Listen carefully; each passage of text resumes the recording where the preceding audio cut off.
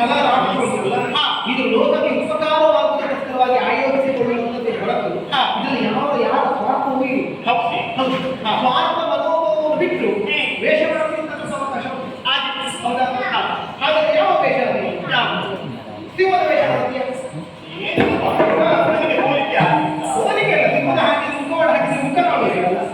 ಹೌದು, ಅದಲ್ಲ ಬೇಡ ಬೇಡ ಬೇಡ ಬೇಡ. ಒಂದು ಕೆಲಸ ಮಾಡಿ, ನಾನು ಸೂತ್ರಧಾರನೂ ಆಗಿರುತ್ತ ಪಾತ್ರಧಾರಿಯಾಗಿ ಎಲ್ಲೋ ಭೂಲೋಕದಲ್ಲಿ ವೈಕುಂಠದಲ್ಲಿ ನಾನೊಂದು ನಾಟಕವನ್ನು ಮಾಡುತ್ತೇನೆ. ಹೌದು, ನೀನೇನು ಮಾಡಬೇಕು ಅಂದ್ರೆ ಒಂದು ಪ್ರಧಾನ ಪ್ರತ್ಯಕ್ಷದರ್ಶಿಯಾಗಿ ಕಲಾಭಿಮಾನಿಯಾಗಿ